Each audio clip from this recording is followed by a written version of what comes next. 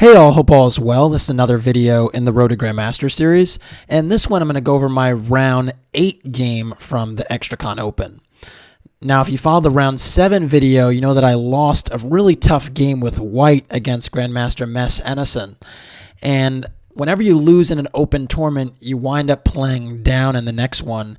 And that meant that this game was pretty much a must-win because I'd been playing pretty well to date, and, losing the game up against a strong Grandmaster meant that I had to kind of recover by winning the game I'd played down. And so, even with the black pieces, that was kind of the mindset from the jump. My opponent in this one was a FIDE master by the name of Stephan Buchal from Germany. At the time of this game, he was around 2260 FIDE, so a little bit of an older dude, probably not at his peak chess-wise, but still having a really good tournament in this one, and definitely a worthy opponent. So I was not taking anything for granted and was just trying to be on my P's and Q's and super alert in this one because, after you lose a game, you also have a little bit of nerves that might come into play, and I wanted to just, be in a position where I kind of recuperated, reasonably. Even though I want to win, I didn't want to go crazy and so on. So anyways, I did look at his games the night before. I was analyzing as I always did, and I kind of brought the same intensity, preparation, all that that I did for previous opponents to this guy, maybe even more so because I knew that this had to be a win. So I looked through a lot of his games and tried to find different wrinkles and, see what happens. So anyways, without further ado, let's get into it. So Stephan opened with c4. And I actually went knight f6, and after g3, I went c6. And this particular move order, I was really, really encouraged to get on the board and happy to see, because I saw in a lot of his games he was going c4 and g3, going for these essentially these fianchettoed lines, but also taking a stake in the center. And I thought that against this very specific move order, I'd be able to get a Slav type of setup that might nullify the effect of the bishop on the long diagonal. And the reason this specific move order was so important is because normally I typically trot out e6 and d5 my first few moves. And if I did that, my bishop wouldn't be able to get outside of the chain. And so, much in the vein of kind of the reversed London system type setups, which I have employed successfully in the past, I can recall playing in the Grandmaster Chess Open and having some games with black in that setup. I just thought that was the way to go here, and I'm happy that I kind of got the move order I wanted. So anyways, after c6, bishop g2, d5. Note that in many times, if you want to win the game, have a must-win situation, the Slav might not be the best thing to go to because of the exchange Slav. But in this particular circumstance, c takes d5 is really not something that I should be worried about even the slightest, because the bishop on g2 is actually not very good here. It's blunted by the pawn on d5. And, we develop, and again, this bishop on g2 is basically on the wrong diagonal. Typically in the exchange Slav, it would wind up being on d3, eyeing this one. So, I wasn't even worried about exchange Slavs, and so I was pretty confident I'd get some type of reasonable setup. So anyways, after d5, of course he did not take on d5, went knight f3, and I went bishop f5, going for this, reverse London system, if you will. And here, Stephan went b3. And this move is completely playable, but has been played hundreds of times before. But I really don't like this specific move order. And the reason for this, I might even be giving a little bit too much away here, but basically, I think a move like castles or d3 would be much better. And the reason for that is just flexibility. When you play b3, you're essentially cutting off any of the queen b3 ideas that actually sometimes can be fairly annoying for black because, you eye the b7 pawn and challenge that pawn that's actually a little bit weaker than it normally is because the bishop left the protection of that square. So by playing b3, you kind of, take away that possibility. Whereas if you castle or play d3, you still have queen b3 as an option, and you don't have to do it, but you at least make it something that black has to think about. So, that's why I wasn't super impressed with b3. anyways, after b3, I went e6, castles, bishop e7, bishop b2, and now h6, just to preserve the bishop on this diagonal. We've seen this before. And now after d3, I castled. And again, this has actually all been seen before, so there's nothing new under the sun here. I've said this before in other reverse London systems. Many times it's actually a battle between these two bishops that I'm highlighting, because you can see my pawn chain is revolved around restricting the g2 bishop, and you can see white's pawn chain is also kind of revolves around restricting my bishop on this diagonal. And so in many respects, it's who's going to have more discipline to restrict the other opponent's bishop and play around them. So after castles, knight bd2 was played, and I went bishop h7, just a bit of prophylaxis before any e4s come into play and stuff like that. You just tuck the bishop away. And sometimes the nice thing about keeping the bishop so far away on the long diagonal is your opponent once in a while even forgets that it's there, and then they kind of weaken this diagonal inadvertently, and then they're like, oh wait, there is a bishop that's eyeing that diagonal in that square. That's kind of a bad idea. So just doing that. And after bishop h7, a3 was played, which is somewhat of a typical idea in some lines to try and entertain b4, try and take more space on the queen side. Now, the thing that's kind of unique about a3 in this circumstance is usually that move is only played when black has actually gone a5. And the idea is that, when you play a3, you're kind of dealing prophylactically with the a4 move, because then b4 can be played and the pawn on a4 becomes a bit of a weakness. But he played a3 voluntarily here. And so the question that I was considering is, what is he getting at? And where I was thinking is, he's getting at this, probably playing b4 himself. But I don't know. I mean, again, that's not typically the idea here in this setup. So it's like, what is exactly he's getting at? And we'll see what he was getting at in a moment.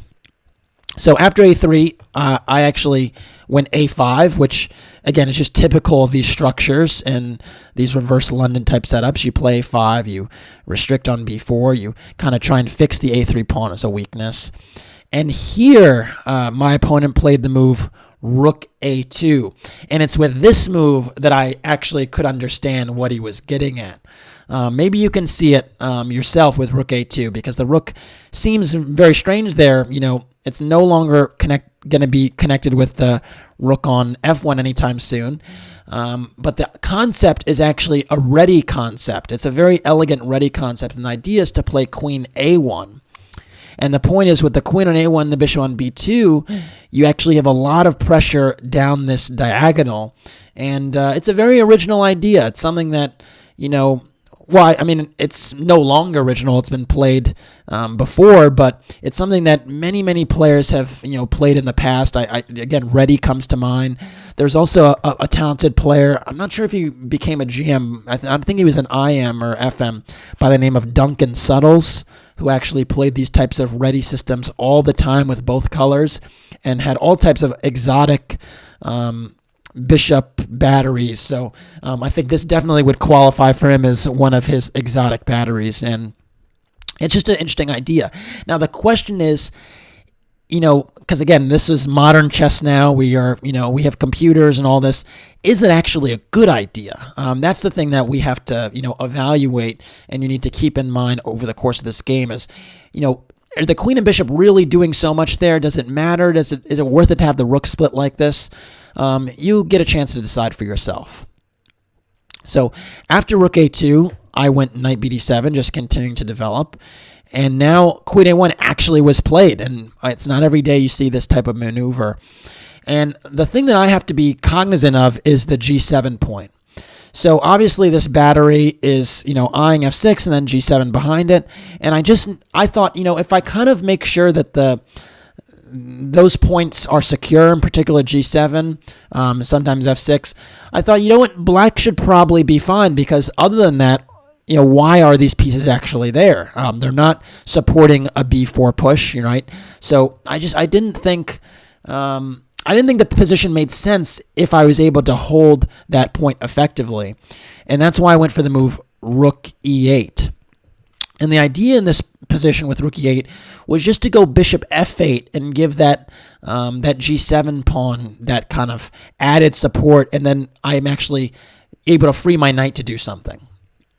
So after rook e8, white actually went bishop c3, which does, I think, entertain b4 as a move in certain positions. And I went bishop f8, just trying to, again, hold, overprotect g7. Now my knight is free to do some stuff. Also, e4 is not really in the cards right now because I have, 3 pieces bearing down on it. And now I'm not really concerned about moving my knight because g7 is secure. So after bishop f8, white actually went rook e1, and this is actually the first new move of the game as far as my database showed.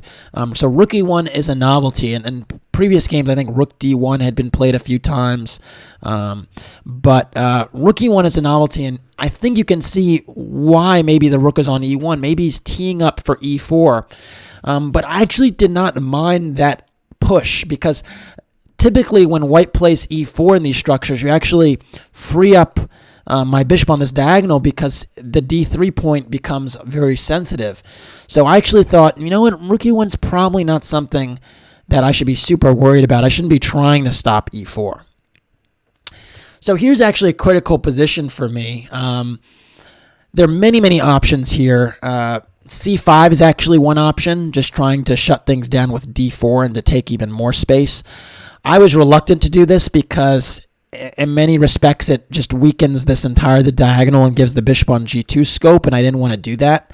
So even though c5 is a move and knight e5 can be played, I didn't love the point that this would be open, that diagonal would be open. But black's actually better here. I can play d4. We can have some exchanges here, and after bishop b2, black is the one with the space. Maybe white would be able to tee up b4 at some point, but black is better here. Another option in the position was actually queen b6.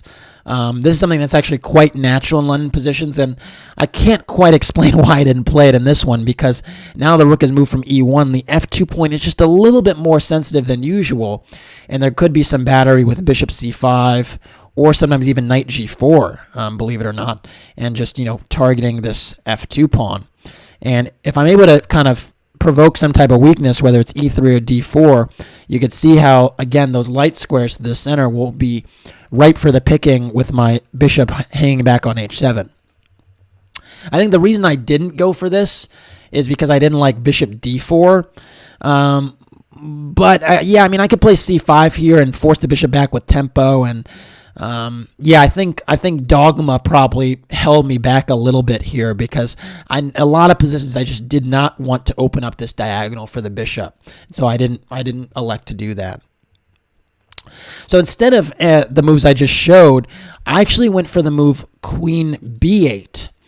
And my idea here was actually to get a little bit more coverage of the e5 square. So you can see my queen is actually, eyeing e5 as well as the knight on d7. And even though I don't control that square just yet, I might in the future.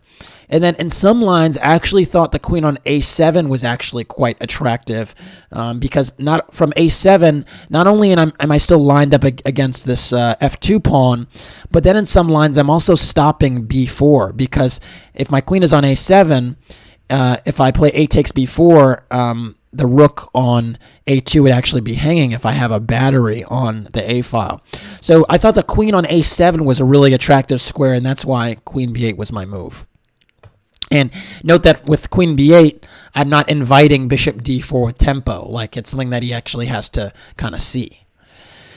So after queen b8, white actually went for with e4, and this was actually quite surprising to me because I didn't think it was a good move, but it also kind of disrupted my plan because I couldn't freely just go like queen a7 anymore because my knight doesn't have many squares. So I thought that, for instance, if I go queen a7, e5, knight g4, well, there is a threat on f2 right now, but, let's say a move like d4 is played, all of a sudden, my knight on g4 is lacking squares, and, going h5 to give it the h6 square is not a move you really want to make. And so I didn't really like the idea of my knight being on g4 in these types of positions. Given that reality, I actually decided to take on e4. And so after d takes e4, d takes e4, this was actually one of the critical positions of the game. Because in this position, it is clear that my bishop may have more scope on this diagonal now that, the d pawn is gone and e4 has been pushed. But one of the things that's, kind of concerning in this position is the move e5. And again, my knight can't go forward in the middle, and putting it on g4 where it might not be completely secure is extremely risky, and I wasn't sure a sound decision. And so there were, basically a few options that I thought I had.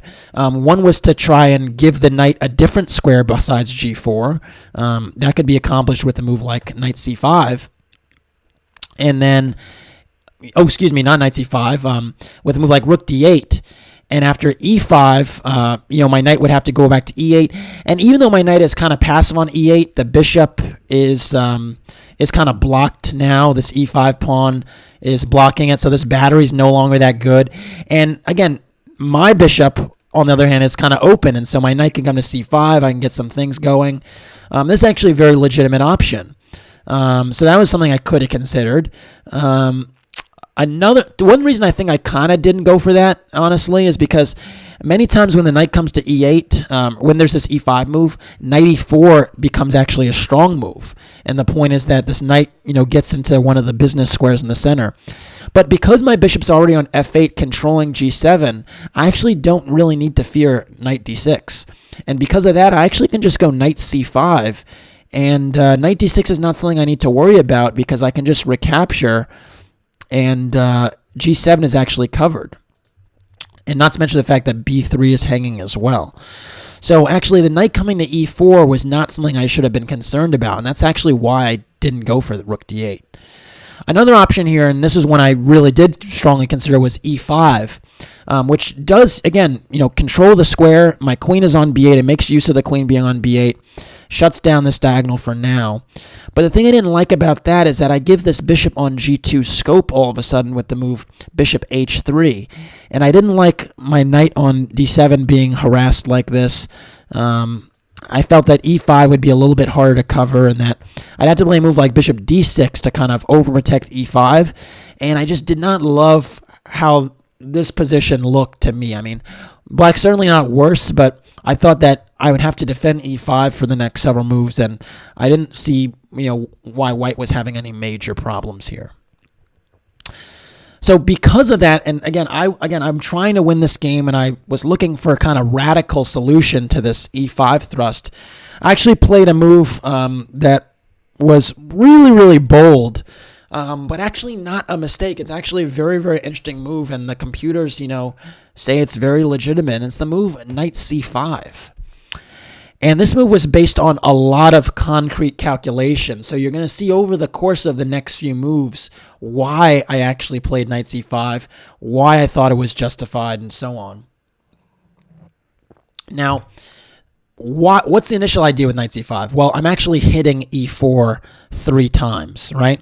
So if you just play e5 and push the pawn e5. Well, first of all, I could jump to e4, but I also can just go knight d7, and you can see here that knight d3 is an idea. B3 is also sensitive. All my pieces are in really reasonable squares, and this battery is shut. Oops, that's a bad arrow, but you can see this battery is just shut down on this diagonal. The queen on a1, bishop on c3 are not doing very much. So, and again, maybe it's actually better to just jump with the knight to e4 like this. I'm not sure whether knight fe4 or knight fd7 makes the most sense, but both moves black is definitely better because all my pieces would be, quite good like that. So that's basically one of the initial ideas. And then when you notice that that is the idea, or that e4 is challenged, you kind of have to look at bishop takes f6 as an option. And that's actually where it gets kind of critical, because the point is that, if you take on f6, white's actually winning a pawn, right? And a pawn around my king. So it appears that it's very strange and, maybe risky and not really correct move. But what I calculated was that by giving up this pawn around my king, I would get the 2 bishops, and I would get a few tempos to coordinate my pieces. And I thought my pieces would be slightly better coordinated than white's, and so I thought it'd be worth a pawn. So let's go down this kind of road, because this is actually what happened in the game, and you could decide for yourself what you think about it. So after knight c5, bishop takes f6 was played, and after g takes f6, queen takes f6 was played. And you can see here I am a pawn down, and I lost an important pawn around my king. But now I played the move bishop g7. And so you see the first point with my idea is that now this bishop on g7 has a nice long diagonal unopposed here to operate on, and I hit the queen with tempo. And the nice thing I thought about this particular position is that white really only has one move here, because if you go for queen f4, trying to get the queens off the board, I'm actually happy to oblige. After queen takes f4, e takes f4, I have this very, very nice move, knight d3, forking the rook on e1 and the pawn on f4. And you can see if I win that pawn, let's say rook d1, if I just take knight takes f4 here, I still have the 2 bishops as an asset. My pawn structure is actually better now than white's, because my pawns on the queen side are very, very healthy, and these pawns are pretty weak. And the material's equal. So all this would bode quite well for black. So you can't actually go queen f4. And so the only move here is actually queen h4. And now in this position, this was my next key move that I had calculated before playing knight c5, and it's the move actually queen d8. And I think this move is really, really remarkable, and I'm quite pleased with it, because the idea is actually to invite a queen trade once again. And the point is that if you take on d8, I actually just play rook e takes d8. And my argument here is that even though I'm a pawn down, I actually think I'm better. And the reason I'm better is because this rook on a2, again, split from the rook on e1, is really lacking squares. So you can see b2 and a1 are taken away. So the only one that's viable is actually c2. And that's not great. And then the b3 pawn is actually really sensitive, because you can't play b4. I just go ab. And I can invade with rook d3 or knight d3. In some lines, maybe even bishop c3 is a move. And you can just see here there's a lot of pressure for that pawn. And so I thought here, even just doubling rooks on the d file would give me really, really crazy activity in the center. And just all my pieces are super active, screaming along the diagonals. And you can see this knight is also very strong. So I thought, even though I'm a pawn down here, I'm probably a little bit better, have full compensation at least. And if you try to shut down the diagonal with e5, you actually just open up this diagonal for this bishop. So, yeah, I thought black was doing fine here. So queen d8 is not really something you necessarily want to do. And because of that, after queen d8, white actually went queen h5. In this move I calculated, I thought this was actually the best move in the position, challenging the knight on c5, keeping the queen, eyeing some important squares around my queen side. And here I played the move queen b6. And this was essentially the end of my calculation before knight c5. And my idea here was that my rooks are connected. My queen is protecting the knight on c5. In some lines, I'm hitting the b3 pawn. And knight d3 is also an idea in some circumstances with the queen on this diagonal. And my argument here was that I have great compensation for the pawn based upon the activity on the dark squares here and my really active pieces. And you can see there's just a little bit of a lack of coordination in white's pieces, particularly the knight on d2 and the rook on a2. They're both really tied down. And so I thought this position would be very, very difficult to play, accurately, even though he's material up. And so I was quite pleased with this concept. So anyways, after queen b6, white went rook e3. That does the dual job of defending the b3 pawn and stopping knight d3 ideas, and that's actually the best move in the position. And now I went bishop g6, and I thought this was a nice touch, just challenging the queen again, forcing it, back somewhere else. And queen g4 is played. That made sense to me. If you go queen h4, you take away knight h4 as an option to challenge the g6 bishop. So I thought queen g4 actually was the best move. And now I went rook a d8. And again here, this idea of just centralizing all my pieces, keeping them as active as possible, I thought would give white the most trouble. Now, I did calculate h5 as an option, and the computer seems to suggest this in some lines. The point is I challenged the queen again and forced it to f4, because you don't really want to go to h4 because you take away knight h4 as an option from white. And so after queen h4, the computer is actually suggesting e5. And the point is I challenge the queen, push it to h4, and then go bishop h6, challenging the rook on e3, and now again playing on the dark squares here. And after rook e2, knight d3, and the computer argues here that just the threats here are just massive. Knight c1 is a threat. Again, this rook might come to d8. Sometimes f2 is sensitive, but I just thought playing e5 was a little bit it seemed a little bit out there, because again, I already kind of had a sensitive pawn structure on the king side by virtue of giving up my f6 pawn, so I just didn't really want to go for that. And so I could have played it even more concretely, but instead I elected to play rook a d8 and just centralize. After rook a d8, knight h4 was played. I actually expected this to challenge my bishop on g6. And I went bishop h7 back. And the reason I actually was cool with this and didn't mind terribly is I didn't see a way for the knight to get to f5 and, challenge this bishop in any serious way. And the knight moving away to h4 meant that knight on d2 had less security. So I was quite comfortable with the knight coming to h4, and I thought that by, challenging my bishop, he's actually kind of, compromising his position a little bit. So after bishop h7, white actually went queen e2, which makes a lot of sense, trying to overprotect this knight on d2. And now I went rook d7. And again, this is what I really liked about this whole pawn sec, is that it's kind of a long-term idea. It's not a 1 or 2 move thing. It's like I'm now going to be controlling the one open file in the position after I double rooks. I still have these bishops, and the queenside pawns are still sensitive. So I thought this was a good chances for me.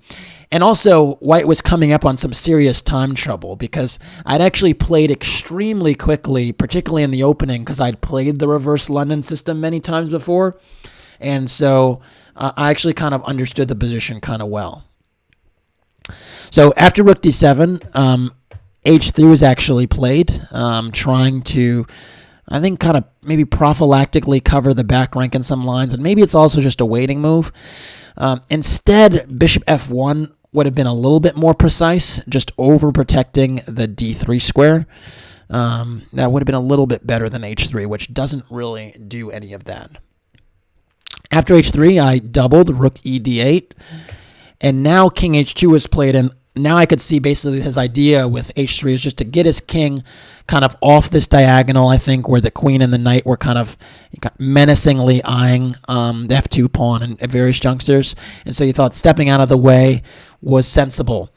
And it is reasonably sensible. The one thing I will say is that the king is actually a little bit farther away from any action in the middle of the board that may happen at a later juncture. So the king typically is not always super secure on h2 when you try to have a fianchetto like this. I see this a lot where bishop's on g2 and then the king goes to h2, and sometimes it can actually come under fire on this diagonal. So I always tend to think that when you have a fianchettoed bishop and you actually want to move off the g file, many instances it's actually better to keep the king on the square, on the diagonal that the bishop is actually on, rather than adjacent to the bishop horizontally. So that's something just to keep in mind. I see it all the time in King's Indians, for instance, where people are playing King H7 instead of King H8. And 9 times out of 10, King H8 is actually the better move because the king is safe on the diagonal. So keep that in mind. Anyways, after King H2, I now went Knight D3, and you can see here that now my knight is, right in the thick of things, almost like one of these octopus knights some people talk about, right? Knight C1 is a threat challenging the queen on E2 and the rook on A2. It's just a really, really awesomely powerful piece there. And I thought that black was firmly in control now. And you can see actually this king, having moved away from the F2 pawn, now actually makes it more sensitive because the queen has to eye it. So after Knight D3, Rook C2 was played, covering Knight C1. And now I went Queen C5, which I thought was a nice touch, because here I'm actually attacking A3 and kind of just a little bit of a creeper move, nudging a little bit closer towards the king side perhaps, and also stopping C5 from being played for white, maybe trying to activate his own knight, jettison a pawn, something like that. So I thought Queen C5 was a really nice move. After Queen C5, Knight B1 was played, and my gosh, that is just a horrible state of affairs to move the knight backward like that. But it's actually kind of a sad reality, because if you go Rook A2, well, then Knight C1 happens again, just winning the game. I'm forking those two pieces, and then I could take on D2 even afterwards, a massacre. And if you go A4, funnily enough, now I actually can go Knight B4 back. And the rook has no squares on the second rank it can go to, and if it moves, rook takes D2, just secures a piece. So actually A4 is not even possible, and that just goes to show how active my minor pieces are, lording over some of these dark squares. So after Queen C5, Knight B1 is actually a sad reality of the position. And here I actually make a mistake. Now, the best move in this position is actually one that is kind of tricky to find. Or not super tricky to find, but the idea after it is tricky. But I thought that, the move I'd played was a really good idea, or good opportunity to kind of set him really, really concrete problems in his time trouble. Again, I should say my opponent now was on less than 5 minutes, and we had about 12 moves to make it to move 40. So I really want to force him to make some really concrete decisions here coming up against it on the time. And that's why I went in for the idea I actually played. But before I show you what I did, I'll show you what the computer advocates. And the computer advocates the move Queen E5. There are two ideas with Queen E5. One is actually Queen A1. And this is actually the one I saw. I saw Queen A1 as a very legitimate idea, hitting the knight on B1, just invading via the first rank. It's actually very pretty and, very, very strong. I saw this one. But I was a little bit concerned about Knight C3. Just stopping my Queen A1. And here's actually where the magic happens, because Knight F4 is the key move that you kind of have to see to go for this line, and this is not something I saw. The point is, of course, that if G takes F4, Queen takes F4, check, the knight on H4 is actually hanging, and here I'd restore the material balance and have the two bishops and the D file and all those trumps we're talking about. So, position like Rook G3, Queen takes H4 is just much, much better for black. I dare say I'd say it's winning for black. This is just not a position white can play. Again, note that a move like E5, which snuffs out my bishop on the diagonal, actually hangs the rook on C2. So you can just see how strong these bishops are. And once I step out of this pin, this one will be a terror again. So you can't actually take on F4, and so you have to play something like Queen G4 just to move your queen away. And now I can actually take on G2, and after knight takes G2, invade with Rook D2. And again, I'm still a pawn down here, but now having the two bishops, all this activity, F2 is sensitive, I can actually break out of this pin with sometimes h5 is a move, hitting the queen and then putting my bishop on h6 to challenge the rook on e3. This position is just better for black. Yeah, that's the move I have to see, is this knight f4 idea. So again, let's just say knight f3 here instead of knight c3. Queen a1 now is a huge move, hitting the knight on b1. And the beautiful thing is that if knight d2, it looks like my queen is, lacking scope here, not really doing anything. Well, now the idea becomes h5. And I have the dual threat of h4 undermining this diagonal, and I have bishop h6 challenging the rook on e3. And this position is actually just winning for black. Those threats are just too significant. Note that queen takes h5 actually fails to knight takes f2. So, yeah, huge advantage for black. So so because I didn't see this knight f4 idea, this queen e5 and knight f4 idea, I actually elected for what I thought was the next sharpest option. And it was actually the move knight takes f2. And this was a move I had my eye on for quite some time with the pressure on this diagonal, even when the king was on g1. My idea was that by, playing knight takes f2, I'd have bishop d4. I'd, essentially, I'd get an exchange and, probably win the game. Now, here, I knew I wasn't winning an exchange because, after I play the move bishop d4, white can protect the rook on e3 again. But I thought here that because this knight was on b1 and this knight was on h4 and this bishop was behind a pawn on e4, I thought that actually this would be a rare scenario where actually giving up two pieces for a rook would actually be very favorable to me because white's forces were just completely scattered. And part of my thought process was correct. I mean, that was true. White's forces are scattered. But what I underestimated was that after queen takes f2 and bishop d4, that white actually could keep the queens on. And so actually, after bishop d4, rook ce2 was played, which is really the only move to continue. And now I went in for my exchange. I went in for my rook. I played bishop takes e3. And here, again, he was playing on like a minute left on his clock. He made what I believe to be the decisive mistake, playing the move queen takes e3.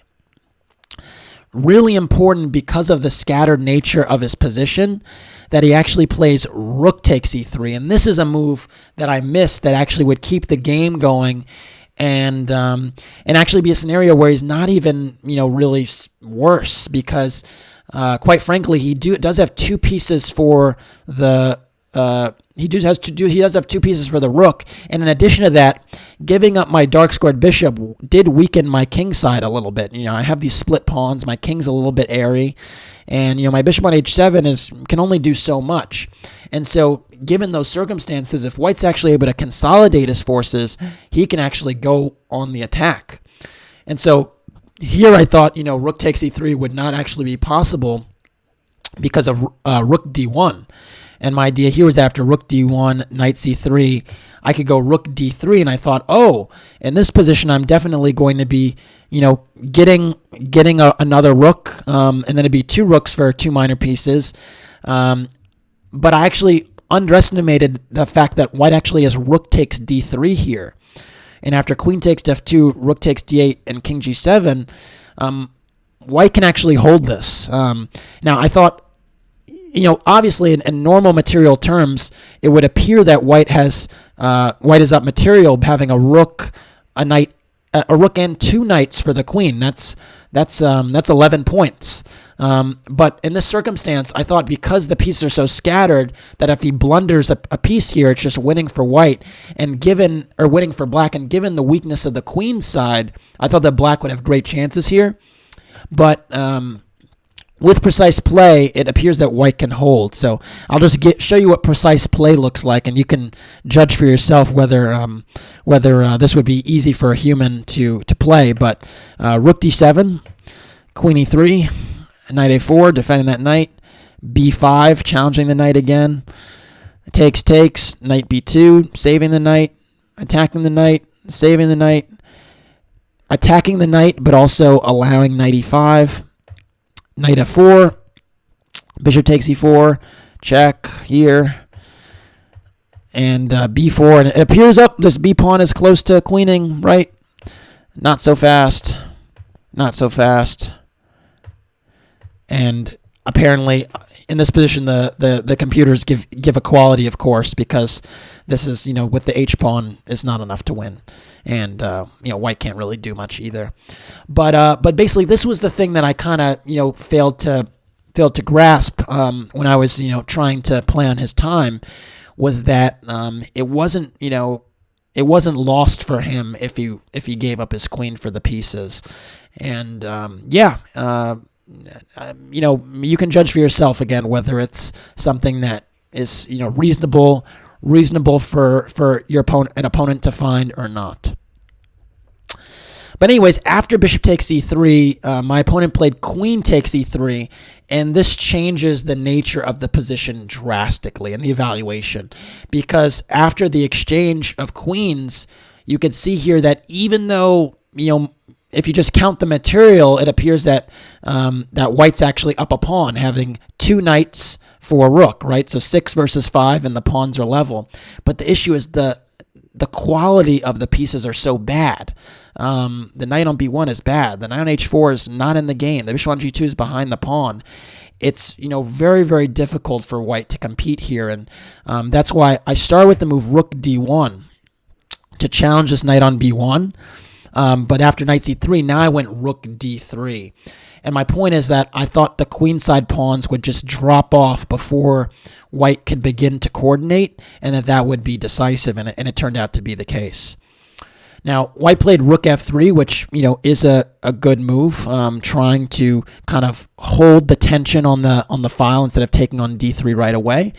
But this doesn't change too much, because now I take, and after knight takes, went rook d3. And you can see here that b3 is dropping, and when b3 drops, then a3 drops, and it's just a huge problem because the bishop on g2 is super passive as well. Knight a4 is played. Knight b1 would provide a little bit more resistance, but the position would still be lost. I could play bishop takes e4 here, and if knight d2, bishop h7 back is actually really important. And I think the reason it's so important is because these knights are now really clumsy defending each other. And once I move the rook out the way, bishop takes b1 and knight takes b3 will be a threat. So very important I don't trade my bishop that's on a proper diagonal for this bishop that's doing nothing and blocked out by my queenside pawns on this diagonal. So you can see, even in the end game, you could see how the London system themes in terms of the quality of the diagonals for the bishops comes into play.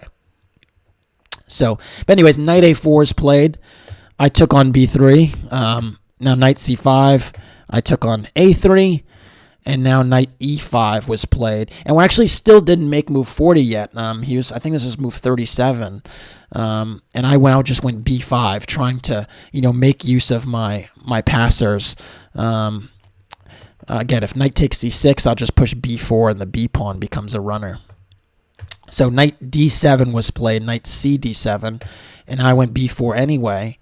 And white's trying to get some counterplay at the knights, but 2 knights can't deliver checkmate by themselves, right? Unless the king is completely, basically trapped itself in a corner, and basically there's just no scenario where these knights are going to really, trouble my king, and so I just got to keep pushing my pawns. And now knight f6 was played, and I went king g7, just hitting that knight.